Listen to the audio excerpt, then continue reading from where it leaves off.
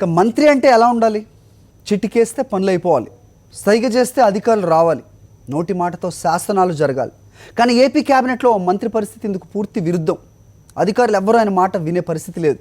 కనీసం క్యాలెండర్ కూడా కావాల్సిన ఇచ్చేసేవాళ్ళు లేరు. ఇంతకీ ఎవరా మంత్రి ఏంటా కదా? Let's watch the story. ఆ మంత్రి మరెవరో కాదు, సాక్షాత్తు దేవుళ్ల శాఖ దేవాదాయ శాఖ మంత్రి మాణిక్యాలరావు. బీజేపీ కోటాలో ఏపీ కేబినెట్లో ఉన్న ఇద్దరు మంత్రుల్లో ఈయనొకరు. మంత్రి అయినా ఆయన శాఖలో మాత్రం ఈయన మాట చెల్లుబాటు కావడం లేదని తీవ్ర అసంతృప్తితో ఉన్నారు. ఆఖరుకు ఆయనకు డైరీలు, క్యాలెండర్లు కూడా దక్కని దీన స్థితిలో ఉన్నారు.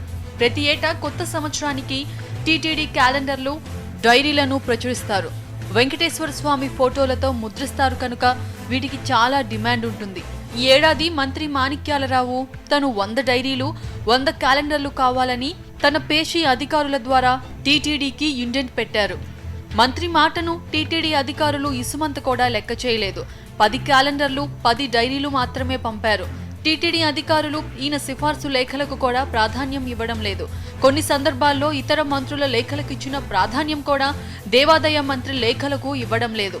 దీంతో చాలా మంది భక్తులు ఈయన లేఖలను పట్టుకొని వెళ్లి దర్శనం లేకుండానే తిరిగొస్తున్నారు. మంత్రికి తెలియకుండా ఏకంగా జీవోలను కూడా ఉన్నతాధికారులు జారీ చేస్తున్నారు. పలు చట్టాల్లో మార్పులపై ఇటీవల 6 జీవోలను జారీ చేస్తే మంత్రి తీవ్రంగా మండిపడ్డారు. ప్రస్తుతం ఆ జీవోలను అబియన్స్ లో పెట్టారు. ఇక ఉద్యోగుల నియామకాలు, బదిలీలో కూడా మంత్రి మాట చెల్లుబాటు కావడం లేదు. దీంతో మంత్రి కొన్ని నెలలుగా సచివాలయానికి కూడా దూరంగా ఉన్నారు. విజయవాడలో సీఎం సమీక్షలు, కేబినెట్ సమావేశాలకు మినహా సచివాలయానికి రావడం లేదు. గోదావరి పుష్కరాల సమయం నుంచి మంత్రి మాణిక్యాలరావు ప్రాధాన్యత క్రమంగా తగ్గుతూ వస్తుంది.